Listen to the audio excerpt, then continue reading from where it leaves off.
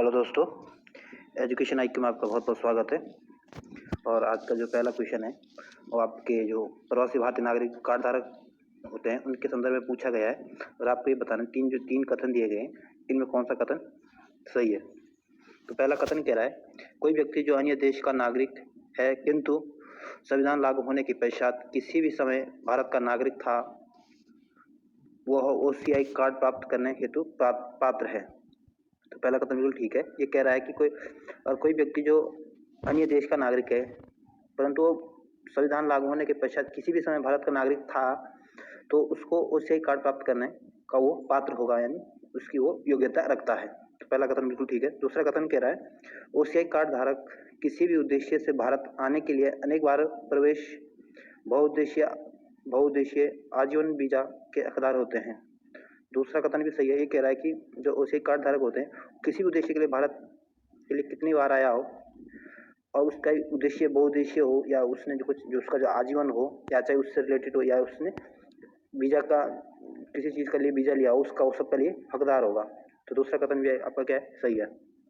तीसरा कथन कह रहा है, OCI कार्ड धारक लोग नियोजन के मामले में अवसर की समता के अधिकार के लाभ प्राप्त करते हैं।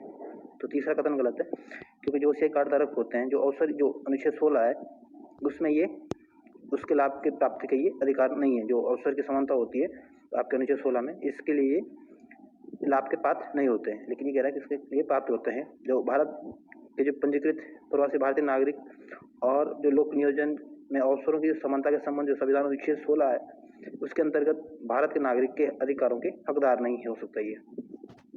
तो इस वजह से आपका तीसरा कथन क्या हो जाता है, गलत हो जाता है। तो पहला दूसरा कथन सही है, तीसरा गलत है। तो आपका सही आंसर क्या हो जाएगा, ये आपका सही आंसर है।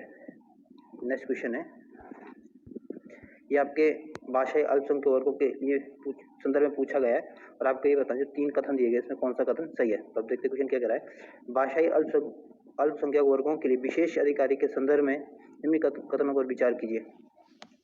तो पहला कथन कह रहा है, मूल रूप से भारत के संविधान में भाषाई अल्पसंख्यक वर्गों के लिए विशेष अधिकारी के संबंध में कोई प्रावधान नहीं किया गया है।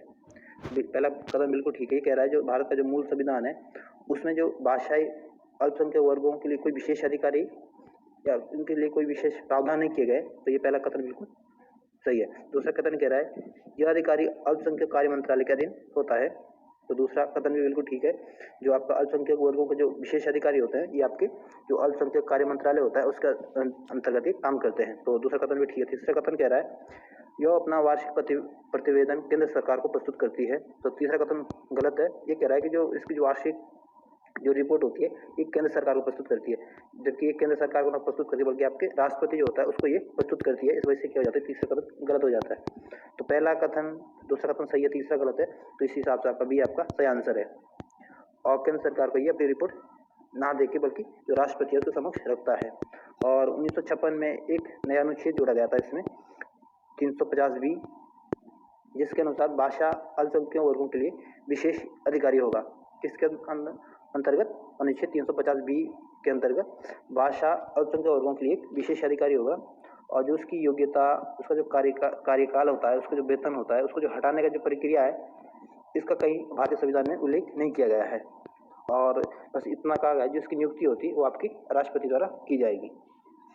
तो ये भी याद रखना की कोशिश करना है ना। नेक्स्ट क्वेश्चन तरफ चलते हैं। नेक्स्ट क्वेश्चन है, ये आपके किस संविधान और राज्य व्यवस्था के संदर्भ में पूछा गया है और आपको ये बताना है कि इसके जो तीन कथन दिए गए इसमें कौन सा कथन सही है। तो पहला कथन कह रहा है, संविधान किसी क्षेत्र में निवास करने वाले व्यक्तियों के मध्य परस्पर संबंधों के साथ साथ व्यक्तियों और सरकार के मध्य संबंध की को भी निर्धारित करता है।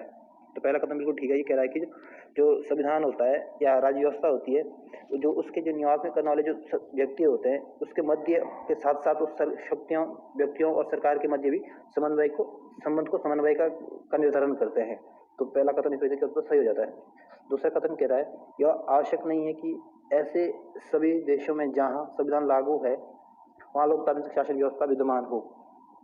दूसरा कथन भी बिल्कुल ठीक है। ये कह रहा है कि ये जरूरी नहीं है कि ये ऐसे सभी देशों में जहाँ मतलब संविधान लागू हो वहाँ लोकतांत्रिक व्यवस्था की जो प्रणाली है वो चले। तो दूसरा कथन भी ठीक है। तीसरा कथन कह रहा है, संविधान द्वारा सरकार की शक्तियों की सीमाएं निर्धारित की जाती है।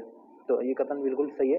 जो संविधान जो होता है तो जो उसकी जो होती है सरकार की शक्तियों को जो निर्धारित और उसकी जो सीमाएं निर्धारित करता है, कौन करता है? आपका संविधान द्वारा इसको, इसकी शक्तियां और सीमाएं इसको निर्धारित कर सकता है, कौन? संविधान। तीसरा कथन भी क्या है? ठीक है। और संविधान होता क्या है? तो संविधान एक लिखित नियमों का एक ऐसा समुच्चय होता है जिसे उस देश में निवास करने वाले सभी व्यक्तियों द्वारा उसे स्वीकृत किया जाता है। संविधान सर्वोच्च होता है ना? जिस देश में होता है उस संविधान का क्या होता है? सर्वोच्च होता है। और ये एक लिखित नियमों का एक ऐसा समुच्चय होता है जिसे उस देश के निवास करने वाले सभी व्यक्तियों द्वारा इसे स्वीकृत किया जाता है। और जो भारत के संविधान की अगर बात करें तो उसका जो प्रारूप तैयार किया जाता है, जो आपकी संविधान सभा थी उसके द्वारा भारतीय संविधान का जो प्रारूप है वो तैयार किया गया था। और जो संविधान सभा के जो सदस्य थे इसका चुनाव प्रत्यक्ष रूप से न होकर अप्रत्यक्ष रूप से हुआ था। और अप्रत्यक्ष रूप से कैसे हुआ था? जो प्रांतीय विधानमंडल के जो सदस्य थे उनके द्वारा जो सदस्य जो इसमें थे, जो उनके द्वारा ये संविधान सभा का चुनाव किया था, है ना? तो इस हिसाब से प्रत्यक्ष न होकर अप्रत्यक्ष रूप से इसका चुनाव हुआ था। नेक्स्ट क्वेश्चन तरफ चलते हैं। नेक्स्ट क्वेश्चन है यहाँ पे उधर जो संविधान की दूसरी अनुसूची है उसकी जो अनुसार आपको परिलब्धियां और विशेष अधिकार से संबंधित होते हैं उसके बारे में पूछा गया और आपको ये बताना है कि इसमें कौन सा 4 कथन ये कौन सा कथन सही है। पहला कह रहा है राज्य विधानसभा के अध्यक्ष, ये कह रहा है जो दूसरी अनुसूची है उसके अनुसार जो विशेष अधिकार से संबंधित जो कुछ प्रावधान है कि किस जो 4 ऑप्शन दिए गए इसमें कौन कौन से इसमें शामिल है। तो कह रहा है जो राज्य विधानसभाओं के अध्यक्ष, ये ठीक है, दूसरी अनुसूची के अंतर्गत आते हैं। प्रधानमंत्री, तो ये कथन गलत है क्योंकि प्रधानमंत्री हो गया, मंत्री हो गया, ये जो संविधान की अनुसूची भाग बी में इसको शामिल किया गया है, ना कि अनुसूची 2 में। तो संविधान की दूसरी अनुसूची के भाग बी में ना इसको शामिल किया, किसको? मंत्री, प्रधानमंत्री को, है ना? इस वजह से ये दूसरा कथन गलत हो जाता है। तीसरा कथन कह रहा है उच्च न्यायालय के न्यायाधीश, तो इसको भी शामिल किया जाता है, ये सही है। तीसरा कहता है लोकसभा के विपक्ष के नेता, तो जो ये तीसरा चौथा कथन भी गलत है। जो संसद में जो विपक्षी नेता होते हैं उसके वेतन और भत्ते अधिनियम 1977 के दायरे में इसको शक्तियां दी गई है, ना कि अनुसूची 2 के अंतर्गत। तो इस वजह से आपका सही आंसर क्या हो जाता है? दूसरा, चौथा कथन इसमें निकाल दें तो पहला और तीसरा है, तो आपके हिसाब से आपका ये आपका सही आंसर है। और जो आपके राष्ट्रपति है, राज्यपाल हैं, लोकसभा के जो अध्यक्ष हैं, उपाध्यक्ष हैं, राज्यसभा के जो सभापति उपसभापति है, या विधानसभा का जो सभापति है, उपसभापति है, या हाई कोर्ट का न्यायाधीश है, सुप्रीम कोर्ट का न्यायाधीश है, या आपका क्या है नियंत्रण मालिका परीक्षक, ये सब आपकी संविधान की जो दूसरी अनुसूची है उसके अनुसार इसको विशेष अधिकार या जो अधिकार दिए गए इसके अनुसार दिए गए हैं। तो ये भी याद रखना है ना। नेक्स्ट क्वेश्चन की तरफ चलते हैं। नेक्स्ट क्वेश्चन है ये आपके उच्चतम न्यायालय यानी सुप्रीम कोर्ट के संदर्भ में पूछा है और ये कह रहा है कि उच्चतम न्यायालय निम्नलिखित में से किन के उल्लंघन के आधार पर किसी विधि को शून्य घोषित कर सकता है। तो कह रहा है जो आपका सुप्रीम कोर्ट है वो जो आपके जो 3 आपको मूल अधिकार, नीति निर्देशक तत्व और मूल कर्तव्य दिए गए हैं, इनमें से आपको ये बताना है कि किसके आधार पर या किन के उल्लंघन के आधार पर इसके जो कानून को जो सुप्रीम कोर्ट शून्य घोषित कर सकता है। तो देखते हैं, ऑप्शन देखते हैं। तो मूल अधिकार, पहला कथन है मूल अधिकार, तो ये पहला कथन ठीक है क्योंकि मूल अधिकार स्पष्ट रूप से न्यायिक समीक्षा के सिद्धांत का में प्रावधान करता है, क्योंकि इसका जो मूल अधिकार होते हैं, जो उसका रक्षक होता है वो आपका सुप्रीम कोर्ट होता है। अगर किसी मूल अधिकार का अगर उल्लंघन होता है तो आप सीधा सुप्रीम कोर्ट का दरवाजा खटखटा सकते हैं और उसमें अपनी पिटीशन दे सकते हैं। तो इस वजह से आपका पहला कथन क्या होता है? मूल अधिकार ठीक है। दूसरा कथन कह रहा है राज्य के नीति निर्देशक तत्व, ये कथन गलत है क्योंकि जो राज्य नीति निर्देशक तत्व होते हैं ये प्रकृति और गैर न्यायोचित होते हैं और इसका अगर उल्लंघन भी हो जाता है तो इसके लिए आप न्यायालय में नहीं जा सकते, इसलिए गवर्नमेंट इन्हें लागू करने को बाध्य नहीं है, है ना। तो इस वजह से ये दूसरा कथन क्या हो जाता है? इसमें से हट जाता है। तीसरा कथन आपके मूल कर्तव्य, तो मूल कर्तव्य भी आपके नीति निर्देशक तत्वों की भांति ही प्राकृतिक और गैर न्यायोचित है। तो इसका भी अगर उल्लंघन होता है तो इसमें भी आपको विधिक संरक्षण का प्रावधान नहीं किया गया, और अगर इसका भी उल्लंघन होता है तो इसके लिए भी आप सुप्रीम कोर्ट में या हाई कोर्ट में नहीं जा सकते हैं। इस वजह से अगर दूसरा तीसरा कथन निकाल दें तो ये आपका सही आंसर है, मूल अधिकार केवल। और अनुच्छेद 32 सुप्रीम कोर्ट और अनुच्छेद 326 हाई कोर्ट मूल अधिकारों के उल्लंघन के आधार पर किसी भी विधि को असंवैधानिक या अवैध घोषित कर सकती है। किसके आधार पर?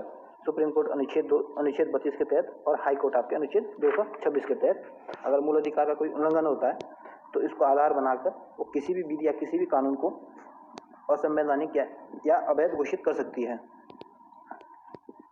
तो दोस्तों आज की वीडियो को यहीं समाप्त करते हैं। अगर ये वीडियो पसंद आती है तो अपने दोस्तों जरूर शेयर करें। फिर मिलेंगे एक नई वीडियो के साथ, तब तक के लिए जय हिंद।